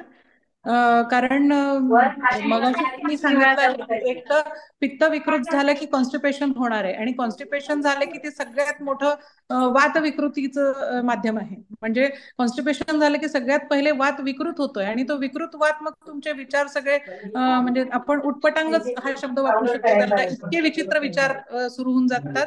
कारण सगळी गती ही वाताची आहे, आणि वात विकृत झाला की ह्या विचारांच्या गती पण विकृत व्हायला लागतात. म्हणजे कसले कसले पण विचित्र विचार यायला लागतात. त्याच्यामुळे सगळ्यात पहिले तुमचं पचन जागेवर येणं खूप आवश्यक आहे. त्यासाठी एखादं औषध सुचवाल का त्यांना? आयुर्वेदिक औषध. हा, औषध सुचवता येईल. पण बाकी ह्याच्या व्यतिरिक्त काही, म्हणजे नुसतंच कॉन्स्टिपेशन असा विषय घेतला किंवा अग्निमंदाय असा विषय घेतला तर त्या याच्यात एक आमपाचन वटी येते, ती तुम्ही घेऊ शकता जेवल्यानंतर. त्रिफळा गुगुळ नावाचं एक औषध आहे, ते घेऊ शकता. आणि हिरडा चूर्ण असतं, हिरडा नावाची एक वनस्पती आहे, हिरडा, तो तुम्ही वापरू शकता जेवायच्या आधी. म्हणजे पावडर, एक पाव चमचा पावडर, त्याच्यात थोडंसं चिमूट 2 चिमूट सेंधव मीठ घालायचं, आणि थोडीशी 2 चिमूट सुंठ घालायची, आणि हे कॉम्बिनेशन करून तुम्ही जेवायच्या आधी दोन्ही वेळेला घेऊ शकता.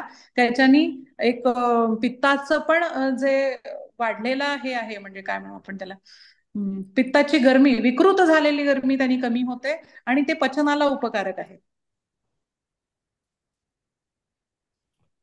त्याच्यामुळे हे तुम्ही म्हणजे औषधी चिकित्सा तुमच्यासाठी जरुरी आहे. त्याच्या माध्यमातून पहिले शरीर हे करायचं, स्थिर करायचंय, आणि मग आपोआपच तुमचं डिप्रेशनच्या याच्यावर मग सत्वावरची सरांची तुमची चालूच आहे, ती पण लवकर काम करेल. सध्या पिशवीचे दूध सर्वत्र वापरले जाते, त्यावर गाईचे दूध असे छापलेले असते. अशा दुधापासून घरी बनवलेले तूप सेवन करणे योग्य आहे का? कारण गीर गाईचे विकत मिळणारे तूप सर्वांनाच परवडत नाही. हो, आता हा म्हणजे मोठा कॉन्ट्रोवर्शियल विषय आहे तसा. पण देशी गाईचं वापरावं हेच मी सांगेन. आता ते कुठेतरी विश्वास ठेवणं आहे. पाश्चराइज नसावं, तेवढं थोडस जितकं रॉ फॉर्म मध्ये आपल्याला घेता येईल तो प्रयत्न करायचा. मागणी तशी पुरवठा होतो, त्याच्यामुळे आपण डिमांड केली तर तसे पुरवणारे येतील. त्याच्यामुळे आपण आग्रह धरावा असं सांगावं वाटतं या बाबतीत. आता जिथे पर्याय नाही आहे तिथे त्याचा वापर कमी करा, एवढं मी सांगू शकते. ते दूध घेऊन त्याचं तूप घरी बनवलं तर चालेल का? तेच आहे ना सर, पुन्हा तो म्हणजे विश्वासच ठेवणं आहे. त्यातल्या त्यात ठीक आहे बाबा घरी बनवतोय, कारण मुळात बेसिक ते दूध कसं बनतंय ह्याच्यावरही आहे ना सगळं. त्याच्यात कशामुळे तो फॅट येतोय आजकाल, म्हणजे त्याचेही खूप प्रकार आहेत. म्हणून तिन्ही दोष यानं म्हणायचे, तिन्ही दोष संतुलित आहे कसं ओळखायचं, किंवा असंतुलित आहे हे कसं ओळखावं? संतुलित आहे सगळं म्हणजे सोपंच आहे की, सगळ्या तुमच्या जर क्रिया व्यवस्थित चालू आहे, तुम्हाला जर झोप शांत लागतेय, तुम्हाला जर भूक चांगली लागतेय, पचन व्यवस्थित होत आहे, काही कुठे त्रास नाही आहे शरीरामध्ये, म्हणजे सगळं ऑल वेल सुरू आहे असं आपण समजू शकतो. आणि काही त्रास असतील तर नक्कीच काहीतरी बिघडलेलं आहे. पाय दुखतोय, डोकं दुखतंय, जळजळ होतीये, किंवा पोट साफ होत नाहीये, किंवा खूप आळस येतोय, खूप सुस्ती येते, याचा अर्थ काहीतरी बिघडलेलं आहे. ते आता प्रत्येक पेशंटमध्ये काय बिघडलंय, काय लक्षण आहे, त्याच्याप्रमाणे मग आपल्याला ठरवायला लागतं काय बिघडलंय. सर, श्रीकांत बोलतोय. रात्री जेवताना पोटभर जेवावं की थोडं कमी जेवावं? रात्रीचं जेवण थोडस अल्पमात्रेतच असावं. म्हणजे सकाळी ठीक आपण 4 पोळ्या खाणार असू तर संध्याकाळी 2च खाव्या, अशा स्वरूपात. आणि ठीक मुळात ठीक. लवकर करावं जेवण. हो हो. हा, 7 वाजतापर्यंत, म्हणजे सूर्यास्तानंतर 1 ते 1.5 तास एवढंच आपण वेळ पकडू शकतो. म्हणजे ठीक आहे. तेवढंच तुम्ही जरी फॉलो केलं ना तरी तुमचा कॉन्स्टिपेशनचा त्रास अर्धा कमी होऊन जाईल. पण ते कामामुळे शक्य नाही होत ऍक्च्युली. नाही, 8, काहीतरी 8:30. सोल्युशन काढा, काहीतरी सोल्युशन काढा. कारण एवढं सगळी मगजमारी कशासाठी करताय? त्याच्यासाठी करताय ना. मग तोच त्रास जर बरं. होत असेल तर मग ते करायचं कशाला? असं होतं जरा हो. ते. मग डबा सोबत घेऊन जा, काहीतरी व्यवस्था लावा. याचं काय करायचं आता हा तुम्ही विचार करा याच्यावर. पण हे असं झालं पाहिजे असं अपेक्षित आहे. आणि किंवा मग जेवल्यानंतर खूप उशीर होत असेल तर कोरडं खायचं, जसं चुरमुऱ्याचा चिवडा आहे, किंवा आपलं काय राजगिऱ्याचे लाडू, चिक्की, शेंगदाण्याची चिक्की, असलं काहीतरी कोरड्या स्वरूपात खायचं जर खूप उशीर होत असेल तर. ठीक आहे. ठीक. म्हणजे हे मॅनिप्युलेशन्स जेवणाच्या बाबतीत तुमच्या ड्युटीज प्रमाणे करणं खूप जरुरी आहे. नाही तर मग नुसती मेहनत करणे आणि नुसता आलेला पैसा चिकित्सेमध्ये घालवणे असाच प्रकार होईल. धन्यवाद मॅडम. मी तुमचा नंबर काही ग्रुपवर शेअर करतो की ज्यांना समजा काही औषधाविषयी विचारायचं असेल तर. पण तुम्ही नक्की सर. आयुर्वेदातली त्रिदोष संकल्पना आणि मुख्यतः पित्त हे सर्वसामान्यांना समजेल अशा भाषेत सांगण्याचा प्रयत्न केलेला आहे. खूप धन्यवाद. अनुजा पाटील यांनी असं इथे विचारलं होतं की या दर सोमवारी आपण हा प्रोग्राम करतो. मी माझा व्हॉट्सअप नंबर तुम्हाला देतो, त्यावर तुम्ही मेसेज करा. मग तुम्हाला एका ग्रुपमध्ये घेतलं जाईल जिथे याची लिंक तुम्हाला मिळू शकते. 9146364940. मी चॅट मध्ये तो टाईप केलेला आहे. हा, बरोबर. इथे तुम्ही व्हॉट्सअप मेसेज करा तुमचं नाव टाईप करून, मी तुम्हाला या सेशनची लिंक पाठवेन. समिधा चेंडके यांचा नंबर कोणाला हवा असेल तरी मला विचारा. मी त्यांचा नंबर मॅडमच्या परवानगीनं, म्हणजे मॅडमला लगेच फोन करू नका, त्यांना आधी व्हॉट्सअप मेसेज करून बोलण्याची वेळ ठरवा. आणि मग तुमचा जो काही त्रास आहे तो तुम्ही त्यांना सांगून काही औषधं तुम्हाला हवी असतील तर तुम्ही त्यांच्याशी बोलू शकता. आपण आता आजच्या सेशनच्या समारोपाकडे जाऊया. आता मॅडमनी आयुर्वेदिक ज्या संकल्पना आहेत त्या खूप चांगल्या पद्धतीनं सांगितलेल्या आहेत. आता आजचं शास्त्र, आजचं सायन्स जे काही सांगताय ते मी थोडक्यात सांगतो आणि आजची आपली मीटिंग संपूया. की हाच आता मॅडमने जे पित्त हा विकार सांगितला त्यातलाच एक खूप गंभीर होणारा विकार म्हणजे अल्सर. आतड्यात किंवा जठरात जखमा होतात आणि फार पूर्वीपासून याचं कारण हरी, वरी आणि करी असं आहे. हे मॉडर्न सायन्सनं सुद्धा मान्य केलेलं आहे. आणि या तिन्ही गोष्टी पित्त वाढवणारे आहेत. हरी म्हणजे सतत घाईघाईत राहणं, जे काही जणांचा स्वभाव असतो, तर ते पित्त वाढवणारे आहे. वरी म्हणजे भीती, सतत अँझायटी, याचा परिणाम म्हणून सुद्धा पित्त वाढत असतं. आणि करी म्हणजे मसालेदार, चमचमीत हे खाणं. तर वरी आणि करीमुळे कसे पित्ताच्या जखमा होतात याचं संशोधन आता आधुनिक काळात झालेलं आहे. आपल्या सर्व लहान आपल्या पचन संस्थेमध्ये आतमध्ये जसं आपण शेंबूड पाहतो तसा एक थर असतो ज्याला म्युकस मेम्ब्रेन असं म्हणतात. आणि आपल्या पोटामध्ये खरं म्हणजे कायम ऍसिड पाझरत असतं. हायड्रोक्लोरिक ऍसिड आपल्या एक पचन संस्थेचाच भाग आहे, पचन स्रावाचा भाग आहे. हायड्रोक्लोरिक ऍसिड आपल्या पोटात असेल तरच आयर्न आहे ते शोषलं जातं आणि आपण अन्नातून काय खाल्लं असेल तर ते जंतू त्या हायड्रोक्लोरिक ऍसिडमुळे मरतात. पण तुम्हाला माहिती आहे की हायड्रोक्लोरिक ऍसिड हे खूप दाहक आहे.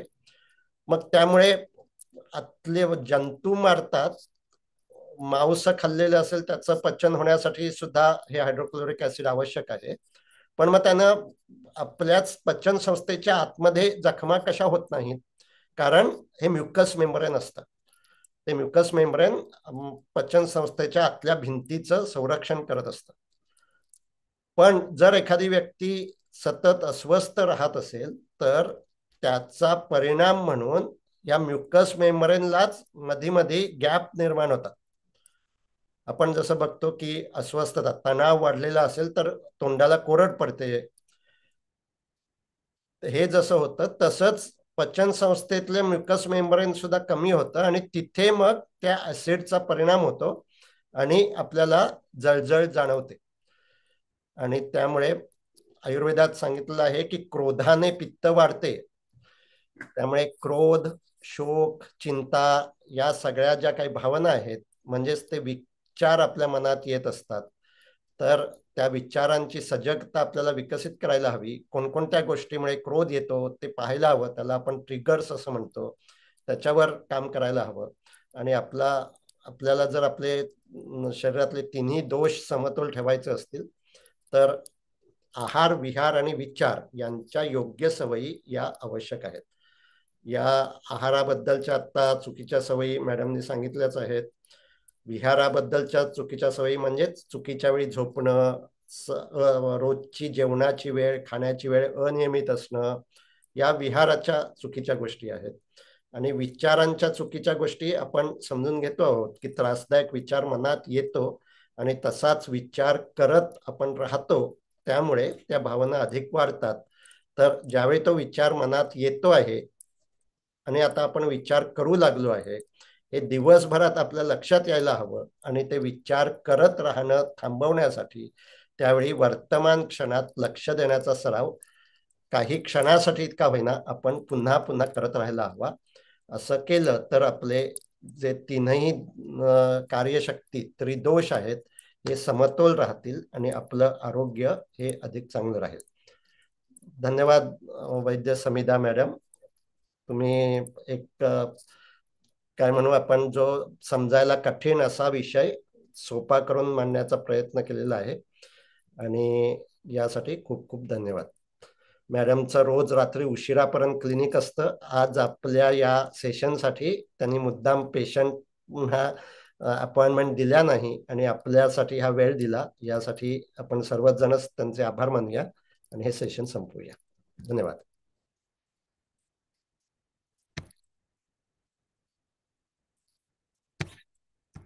Maybe we could be more conservative in our approach to it. Sure.